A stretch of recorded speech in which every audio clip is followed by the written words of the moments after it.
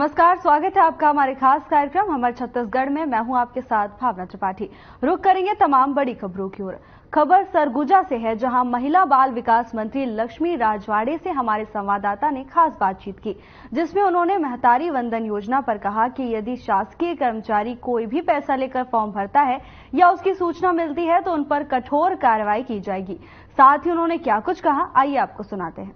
इस वक्त बैठे हुए हैं हम लक्ष्मी राजवाड़ी जी के यहाँ बीरपुर में, ग्राम में, उनके निजी निवास में, और खासकर महतारी वंदन योजना पर बात कर रहे हैं कि क्या कैसे चल रहा है। और इस पर देखा जाए तो कांग्रेस ने 1 लाख रुपए महतारी वंदन के योजना के अगेंस्ट में 1 लाख रुपए सालाना देने का वादा किया है। उस पर चर्चा करेंगे कि बीजेपी और कांग्रेस में क्या आगे चल करके ही महत्वपूर्ण योगदान रहेगा इनका। सबसे पहले मैं आपका स्वागत करता हूँ। बहुत बहुत धन्यवाद। लक्ष्मी, जैसा कि अभी चुनावी वर्ष चल रहे हैं और महतारी वंदन योजना के अंतर्गत कांग्रेस ने महालक्ष्मी योजना के 1 लाख रुपया महिलाओं को देने का वादा किया है। तो जब 1 लाख रुपया महिलाओं को मिलेगा सालाना, तो वो बीजेपी को वोट क्यों करेंगी जबकि उनको 1,000 के अपेक्षा 1 लाख रुपये मिलेगा? देखिए, सबसे पहले तो आपको मैं बता दूं कि बीजेपी पे वोट करने के बाद बीजेपी पे लोग विश्वास करते हैं, विश्वास के आधार पर बीजेपी काम करती है। कांग्रेस की सरकार ऐसा कोई भी काम नहीं किया जिससे लोग उन पे विश्वास करें, और वही कारण है कि मोदी जी के 10 साल कंप्लीट हो गए हैं, और 10 साल के कंप्लीट होने के बाद उन्होंने जो देश में नहीं पूरी दुनिया में भारत का मान सम्मान बढ़ाया, भारत को आज विश्व गुरु के तौर पे ले जाने का काम जो कर रहे हैं बनाने के लिए, वो भारतीय जनता पार्टी ये कर रही है। और कहीं ना कहीं विश्वास की बात है तो विश्वास भारतीय जनता पार्टी पे इसलिए किया जाता है क्योंकि भारतीय जनता पार्टी जो कहती है वो करती है। छत्तीसगढ़ में जैसे आप देख सकते हैं 5 साल कांग्रेस की सरकार रही है, 5 साल की कांग्रेस की सरकार में उन्होंने एक भी वादा पूरा नहीं किया, तो लोग उन पे विश्वास कैसे करें? भोले भाले जनता को ठग के उन्होंने 5 साल के लिए तो सरकार बना ली थी, लेकिन वही जनता फिर से उनको वहीं उतार दी। छत्तीसगढ़ में भारतीय जनता पार्टी की सरकार बनी है, घोषणा पत्र के आधार पर, मोदी जी की गारंटी के आधार पर पूरे काम हो रहे हैं। तो लोगों पे विश्वास जग चुका है कि भारतीय जनता पार्टी ही है जो हमारे लिए अच्छा काम, वो सिर्फ वो लोक लुभावन कर रहे हैं कांग्रेस लोग, और इससे कोई इससे बड़ा साइड इफेक्ट नहीं कर पाएंगे। हम छत्तीसगढ़ की बात करें तो महतारी वंदन योजना के तहत जो विश्वास जताया है वो विश्वास पर खरे उतरेंगे और सरकार भी बनेगी। पहले भी समाचार प्रकाशित हुआ जिसमें कि सीएससी और जो महिलाएं आंगनबाड़ी कार्यकर्ता लोग पैसा लेकर के ही फॉर्म भर रही हैं, ऐसा नहीं, ऐसा कुछ नहीं है। आंगनबाड़ी स्तर पे परियोजना स्तर पे फॉर्म भराए जा रहे हैं और इसमें 1 रुपये भी पैसा नहीं ले रहे हैं। वो आवेदन ऊपर से ही आ रहे हैं, आवेदन के माध्यम से फॉर्म भर के जमा भी कर रहे हैं। ऐसा भ्रम फैला रहे हैं कुछ लोग, लेकिन वो निःशुल्क भरा जा रहा है। जिस हिसाब से शासन कहना है कि सीएससी और कई जगह से फ्री ऑफ कॉस्ट है, लेकिन कई जो स्तर में लगे हैं जो प्रशासनिक तौर पर, वो लोग पैसा नहीं देते, कई प्रकार के आरोप लगते रहते हैं, जैसे फोटोकॉपी 50 रुपये 20 रुपये, ऐसा कुछ है? नहीं, ऐसा कुछ नहीं है। अगर ऐसा हो मेरे पास, अगर मेरे संज्ञान में आएगा तो उन पर कार्रवाई करने के लिए मैं बोलूंगी। इस हिसाब से देखा जाए तो क्या महिलाओं को जो 2 किस्त अभी, अब पहले किस्त चली गई, दूसरी किस्त आज से जारी होगी जो कि आपके निर्देश पर है, लेकिन क्या लगता है कि 2 किस्तें उनको जो आने वाले समय मिल पाएंगी जो महिलाएं इसी कारण गई हैं, फॉर्म भरा रहा है? देखिए, आज दूसरी किस्त महिलाओं के खाते में आ जाएंगे, और 70 लाख से अधिक महिलाओं के खाते में अभी जितने फॉर्म 5 तारीख से लेकर 20 तारीख तक भराए हुए हैं, अभी जितने आवेदन अपने पिछले बार जितने फॉर्म के माध्यम से जितनी महिलाओं पात्रता थे उनको मिल रहे हैं। आने वाले समय में जो पात्र रखती हैं ऐसी महिलाएं, उनको फिर से आवेदन भर के उनको पैसा दिया जाएगा। जी, लेकिन जो यहाँ सांसद प्रतिनिधि के तौर पर कांग्रेस तौर पर कपिल सिंह है, उनका कहना है कि सरकार जो है आगे चल पैसा रिकवरी में आएगा, कई प्रकार उपलब्ध और कागजी कार्रवाई में पैसा रिकवरी कीजिए। ऐसा कुछ भी नहीं है। कांग्रेस के लोग भ्रम फैला रहे हैं और हमेशा से भ्रमित लोगों को करते आए हैं। कांग्रेस भ्रष्टाचार के अलावा कुछ जानती नहीं है, तो निश्चित तौर पर भारतीय जनता पार्टी पे विश्वास करके वो वोट देंगे और अब सरकार भी बनेगी और गाँव गली का विकास भी होगा। जैसा आपने सुना कि ये हैं अपने वीरपुर सूरजपुर की लाडली, जिसके बेटे का नाम दिया जाता है, लेकिन जहां तक देखा जाए तो आने वाला समय बताएगा कि क्या प्रॉफिट होता है बीजेपी कांग्रेस को और कौन जीत कर आता है सांसद सीट से। जगदलपुर में दुकानदार पीडीएस चावल बेच रहा था, जिसको लेकर हमारे संवाददाता दुकान पर पहुंचे। संवाददाता के पहुंचने पर दुकानदार दुकान बंद करके मौके से भाग गया। मामले की शिकायत खाद्य विभाग और कोतवाली पुलिस को दी गई। क्या है पूरा मामला, आइए आपको बताते हैं।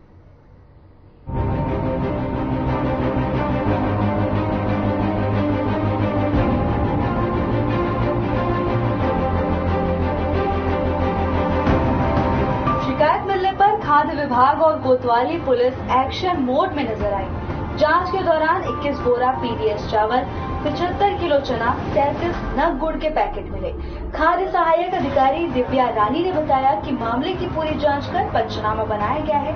इसके बाद कलेक्टर बस्तर को पूरी जानकारी दी जाएगी। उसके बाद दुकानदार के ऊपर उचित कार्यवाही भी की जाएगी। और कितनी टीमें यहाँ पर थी, किन किन डिपार्टमेंट की थी? और जी, हमें फोन पे सूचना मिला था कि यहाँ पर पीडीएस का चावल रखा हुआ है किसी निजी दुकान में करके। तो हमारे यहाँ फूड ऑफिस से हम लोग आए हैं और हमने क्वालिटी इंस्पेक्टर नागरिक आपूर्ति निगम से बुलवाया है और उनके द्वारा वहाँ पर स्थित जो दुकान में भंडारी था चावल, उसकी जांच की तो वो पीडीएस का चावल ही निकला। इसमें चावल टोटल हमको 21 बोरा मिला है और हमारे पास गुड़ के भी पैकेट मिले हैं जिसमें गुड़ रखे हुए थे। 37 गुड़ के पैकेट मिले हैं और 75 किलोग्राम हमें चना मिला है। खाद्य विभाग थे, नागरिक आपूर्ति निगम थे और पुलिस डिपार्टमेंट से भी थे यहाँ पर। विभाग से यहाँ दो खाद्य निरीक्षक पहुंचे हैं और मैं खुद सहायक खाद्य अधिकारी हूँ। नागरिक आपूर्ति निगम से क्वालिटी इंस्पेक्टर पहुंचे हैं जो क्वालिटी की जांच करेंगे कि वो वाकई में पीडीएस का राशन है कि नहीं है करके। इतने भी हमको जो राशन सामग्री मिली है उसका जब्ती कर रहे हैं और हम सुपुर्दगी में दे रहे हैं विक्रेता को। प्रकरण बना के कलेक्टर न्यायालय में प्रस्तुत करेंगे। कलेक्टर महोदय का जो भी डिसीजन रहेगा कलेक्टर साहब भी कार्रवाई करेंगे। जी, जगदलपुर शहर के भंगाराम चौक के गली में जहां पर जो है पीडीएफ चावल की बहुत बड़ी हेराफेरी हो रही थी। ये वो दुकान मैं आपको दिखा सकता हूं जहां पर जो है कि पीडीएफ चावल को जो है ये खरीदते थे। चावल के साथ साथ जो है चने और गुड़ की भी ये खरीदारी करके जो है बाहर बेचते थे, जिसकी शिकायत मिलने पर आज हमारी टीम यहाँ पर आके जो है हमने जब अपने आंखों से देखा इनको खरीदी बिक्री करते हुए, तो फिर हमारे माध्यम से जो है उच्च अधिकारियों को इस बारे में सूचना दी गई और खाद्य अधिकारी जो यहाँ पर आए कि ना वो अपना जो है कार्रवाई में लगे हुए हैं। अब देखना ये है कि जो ये कार्रवाई जब पूरी होती है तो इस तरीके के मामले जहां पर एक और सरकार जो है बेरोजगारी और जो है गरीबों को फ्री में जो है चावल बांटती है, उस चावल को ऐसे दुकानदार जो खरीद के ना ऊंचे दामों पर बाहरी व्यक्तियों को बेचते हैं। अब देखना ये है कि जो है जब ये मामला आगे तक जाता है तो उनके ऊपर क्या कार्रवाई होती है। मैं चुमन कुमार दास, हर खबर छत्तीसगढ़।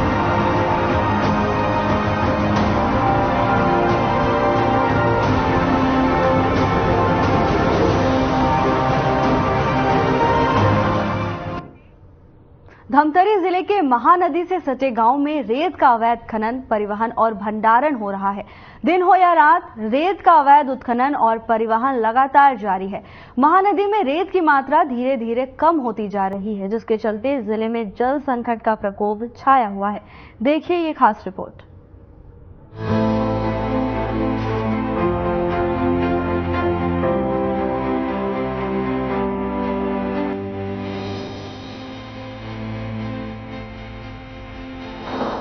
धमतरी में लंबे समय से जीवनदायिनी महानदी में अवैध रेत उत्खनन और परिवहन का सिलसिला लगातार जारी है। सत्ता बदली, चेहरे बदले, लेकिन पीले सोने का काला खेल अभी भी जारी है। धमतरी में अभी 5 खदानें हैं और 16 खदानों की अनुमति पर्यावरण विभाग में लंबित है, लेकिन रेत माफियाओं द्वारा एक खदान की आड़ में 2-3 खदानें चलाई जा रही हैं। साथ ही रेत रॉयल्टी चोरी कर सरकार को करोड़ों का चूना लगाया जा रहा है। खनिज विभाग में रॉयल्टी लेने पहुंचे ठेकेदार के लोग अपने खदान के लिए खुद ही रॉयल्टी जारी करते हैं। अपने रॉयल्टी में एक पेज छोड़कर सील लगाते हैं ताकि बाद में रॉयल्टी की चोरी की जा सके। खनिज अधिकारी के नाक के नीचे ये कारनामा लगातार जारी है, लेकिन खनिज अधिकारी अपने आप को इस जानकारी से अनभिज्ञ बताते हैं। रेत चोरी का जो मामला है वो धमतरी में विगत कई वर्षों से जारी है, जो प्रकृति के लिए तो हानिकारक है ही, मानव जाति के लिए भी संकट पैदा करती जा रही है। आप देखिए, नदियों से रेत के उत्खनन से सबसे बड़ी जो प्रॉब्लम आ रही है वो जल स्रोत का आ रही है। जो भूमिगत जल है वो काफ़ी नीचे जा रही है। अभी गंगरेल में राजेश निषाद के यहाँ बोर खनन हुआ, 300 फीट नीचे भी पानी नहीं मिल पाई। ये दुर्भाग्य है। ये सीधा सीधा उसका दुष्प्रभाव मैं बता रहा हूँ। ऐसे सैकड़ों उदाहरण है कि जल स्तर नीचे जा रही है। दूसरी बात, जो रेत उत्खनन हो रहा है वह लीगल हो रहा है, वो तो ठीक है, लेकिन उसके आड़ में जो रॉयल्टी चोरी हो रही है और जो एनजीटी के नियमों का जो खुलेआम उल्लंघन की जा रही है, इस पर लगातार हमारे द्वारा भी और विभिन्न संगठनों के द्वारा शासन प्रशासन से पत्राचार आंदोलन करते रहे हैं। किंतु दुर्भाग्य है कि जो भी सत्ता की कमान संभालते हैं वो इस पर कोई कार्रवाई करते नजर नहीं आते। उल्टा रेत माफियाओं और साथ में भू माफियाओं के हौसले बढ़ते जाते हैं और सरकार की उदासीनता के कारण, जिला प्रशासन की उदासीनता के कारण भोले भाले लोग इन रेत माफियाओं के शिकार होते रहते हैं। देखिए, आए दिन रोड में एक्सीडेंट हो जाती है। रात में जिस स्पीड से रेत की गाड़ियाँ चलती है, कितने एक्सीडेंट ऐसे हुए जिसमें अज्ञात वाहन से एक्सीडेंट की बात आती है, पुलिस उसकी गुत्थी नहीं सुलझा पाती। तो ये तमाम साइड इफेक्ट हैं और मैं आपके माध्यम से जिला प्रशासन से निवेदन करना चाहूँगा कि थोड़ा सख्ती दिखाएं। कम से कम रेत जो है मानव जाति के लिए बहुत महत्वपूर्ण है, क्योंकि रेत नहीं तो जल नहीं और जल नहीं तो जीवन नहीं। देखिए, धमतरी जिला का दुर्भाग्य है, चाहे सरकार कांग्रेस पार्टी का हो चाहे भारतीय जनता पार्टी का सरकार चल रहा है, दोनों ही सरकारों में रेत माफिया हावी हुए हैं और अधिकारी लोगों को सिर्फ तनख्वाह से मतलब है कि इस पार्ट में जाने का काम नहीं कर रहे हैं। और दुर्भाग्य है कि ठेकेदार जो चला रहे हैं रेत खदान, उनके ही आदमी आके ऑफिस में बैठ के सील लगा रहे हैं, लैट्री सील थोपने का काम कर रहे हैं, जिस पर अधिकारी लोगों का ध्यान नहीं है। और देखने में सुनने में भी आया इस पार्ट में जाने पर कि जैसा सोने वाला रेत खदान के नाम से एलार्ड है, लेकिन सरगी में चलाया जा रहा है। एक खदान एलार्ड है तो 2-2, 3-3 जगह उसका उपयोग हो रहा है। इस तरह आप और दूसरे बात, पर्यावरण जो नियम कानून को ताक में रखकर मानव द्वारा किए जाना है रेत उत्खनन, लेकिन जेसीबी मशीन का उपयोग किया जा रहा है, जिसके वजह से आने वाले समय में वाटर लेवल नीचे गिरते जा रहा है। गंभीर महानदी के रहते हुए भी आज नदी किनारे के लोग पानी की समस्या से परेशान हैं। तो तत्काल प्रशासन इस पर एक्शन ले, नहीं तो आने वाले समय में हम लोग खनिज विभाग का भी घेराव करेंगे। वहीं इस पूरे मामले में प्रतिनिधि द्वारा खनिज अधिकारी का बयान लेने की कोशिश की गई तो खनिज अधिकारी ने कहा कि जवाब देने में जिम्मेदार नहीं है, कहते हुए अपना पल्ला झाड़ते हुए नजर आए। रेत से भरी हाईवा आए दिन दुर्घटनाओं को निमंत्रण देती हैं, लेकिन जिला प्रशासन के कानों में जू तक नहीं रेंग रहा। Bureau report.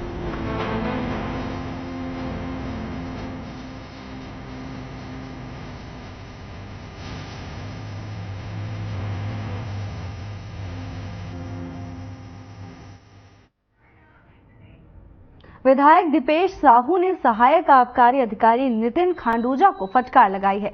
ग्राम बोरसी में ग्रामीणों ने अवैध शराब बिक्री की शिकायत की थी।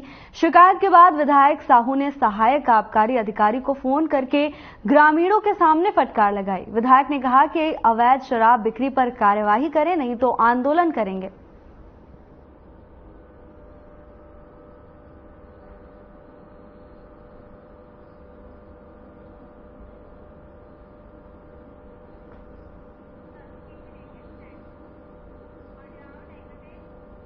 एंटी नक्सल ऑपरेशन में सुरक्षा बलों को बड़ी कामयाबी मिली है। 2 अप्रैल को ग्राम लेंड्रा के कोरचोली में पुलिस और नक्सलियों की मुठभेड़ हुई, जिसमें मारे जाने वाले नक्सलियों की संख्या बढ़ रही थी। 3 अप्रैल को पुलिस ने मौके से 13 शवों को बरामद किया है। इसके साथ ही LMG जैसे आधुनिक हथियारों, गोला बारूद को बरामद किया गया है।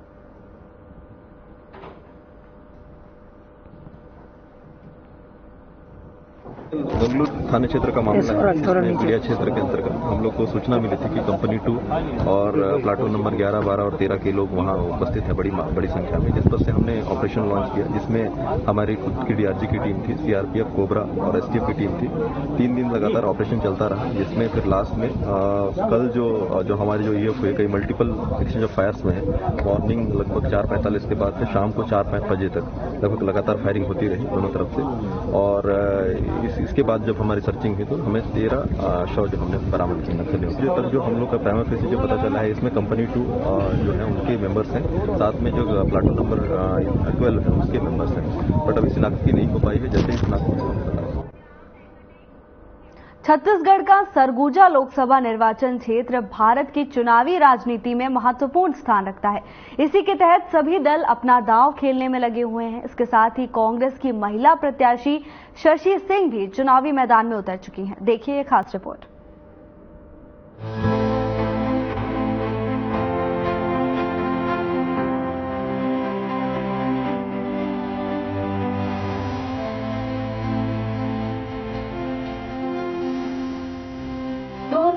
के आम चुनाव में सरगुजा का चुनावी मुकाबला बहुत मजेदार देखने को मिला था। बीजेपी की प्रत्याशी रेणुका सिंह ने पिछले चुनाव में 1,57,873 मतों के अंतर से जीत दर्ज की। उन्हें 6,63,711 वोट मिले। बता दें कि रेणुका सिंह ने कांग्रेस के उम्मीदवार खेल साई सिंह को हरा दिया था, जिन्हें 5,05,838 वोट मिले थे। सरगुजा जनसांख्यिकी विविधताओं से भरा है और चुनावी नजरिए से ये छत्तीसगढ़ के लोकसभा क्षेत्रों में रोचक और अहम है। इस निर्वाचन क्षेत्र में 2019 के लोकसभा चुनाव में 77.29% मतदान हुआ था। इस बार भी मतदाताओं में खासा उत्साह है। बता दें कि इस बार सरगुजा लोकसभा निर्वाचन क्षेत्र से बीजेपी से चिंतामणि महाराज और कांग्रेस से शशि सिंह प्रमुख उम्मीदवार हैं। वहीं इस लोकसभा चुनाव में अन्य प्रत्याशी भी अपनी किस्मत आजमा रहे हैं और विधानसभा क्षेत्र के विभिन्न गांवों और ब्लॉकों में दौरा कर जनता से अपने लिए वोट करने की अपील कर रहे हैं। इसी को लेकर कांग्रेस प्रत्याशी शशि सिंह ने अंबिकापुर में कई वार्डों की जनता से मिलकर अपने ऊपर विश्वास करने का भरोसा करने के लिए कहा और जनता से वोट की अपील भी की। आप जैसे जगह जगह जा रही हैं, मांग कर रही हैं, बीजेपी से क्या आरोप है, क्या लगता है आपको कि जीत जाएंगे? बीजेपी हार रही है, दिख रहा है। सरगुजा में महंगाई और बेरोजगारी इतनी बढ़ चुकी है। देश के लोकतंत्र संविधान खत्म करना चाहती है। देश की जनता जाग चुकी है, सरगुजा की जनता जाग चुकी है। अगर देश को बचाना है तो कांग्रेस पार्टी गठबंधन का साथ देना होगा, तभी इस देश में विकास और तरक्की होगा।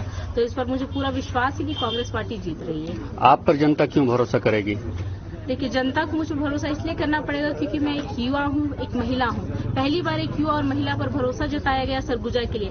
मैं सरगुजा के विकास के लिए काम करना चाहती हूँ, महिला और बेरोजगारों के लिए काम करना चाहती हूँ, सरगुजा के लिए काम करना चाहती हूँ। तो जनता मुझ पर एक बार भरोसा जरूर जताएगी। मुझे जरूर देखना चाहिए कि हमारी बेटी क्या कर सकती है, तो मैं सरगुजा के विकास के लिए काम करूँगी। सरगुजा में ऐसा क्या चीज जो कि नहीं हुआ जिससे आप करके आगे अच्छा इनको कर सकते हैं? सरगुजा में कई योजनाएं थी जिसका लाभ तो हमको केंद्र से मिला नहीं।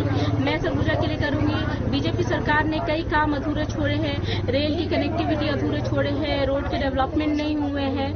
ये सारे को मैं अधूरे काम तो पूरे करूंगी, लेकिन मैं नए चीज भी करना चाहती हूँ। सरगुजा में नए उद्योग लाने का मेरा प्रयास रहेगा, पर्यटन स्थल को बढ़ावा देने का काम रहेगा, युवा बेरोजगार महिलाओं के लिए काम करने का। कांग्रेस प्रत्याशी शशि सिंह के अंबिकापुर नगर दौरे के बाद कई कयास लगाए जा रहे हैं। उन्होंने अपने दौरे में जीतने के बाद जनता की आवाज बनने की बात कही। अब देखने की बात ये होगी कि अंबिकापुर नगर की जनता उन्हें कितना पसंद करती है। Bureau report.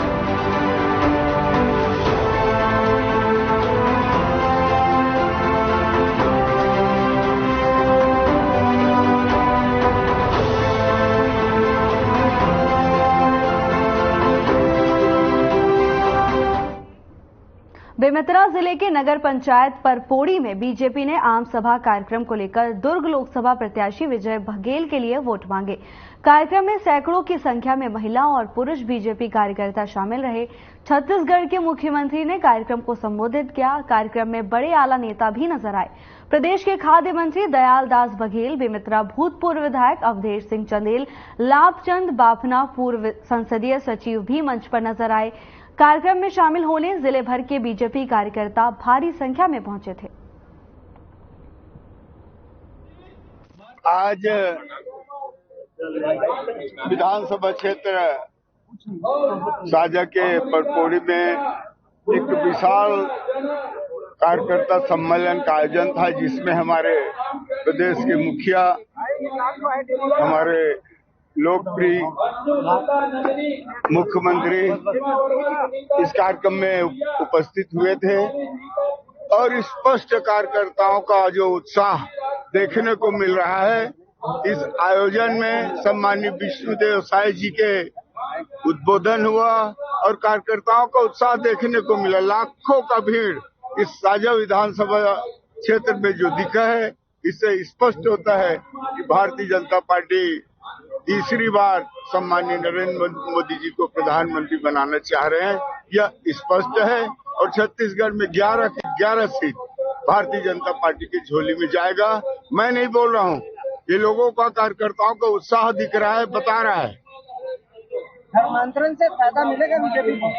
धर्मांतरण वो लोग जो कराए हैं, धर्मांतरण उसका भी लाभ मिलेगा। भारतीय जनता पार्टी कभी नहीं चाहते धर्मांतरण। परपोड़ी में नगर पंचायत में आज एक भव्य जनसभा का आयोजन हुआ, जिसमें हमारे प्रदेश के मुखिया सम्माननीय विष्णुदेव साय जी, उप मुख्यमंत्री सम्माननीय अरुण साव जी और सभी यहाँ के वरिष्ठ सभी विधायकगण यहाँ उपस्थित थे, संयोजकगण उपस्थित थे, माननीय चंदूलाल साहू जी से लेकर सभी, और हजारों की संख्या में यहाँ के जो जन सैलाव उमड़ा था विष्णुदेव साय जी के स्वागत अभिनंदन करने। आज प्रमाणित कर दिए साजा के लोग कि पहले से और ज्यादा वोटों से जिताकर भारतीय जनता पार्टी को विजय श्री दिलाई। छत्तीसगढ़ में माननीय विष्णुदेव साय जी 11 लोकसभा में भारतीय जनता पार्टी के जो प्रत्याशी उसके प्रचार में जा रहे हैं।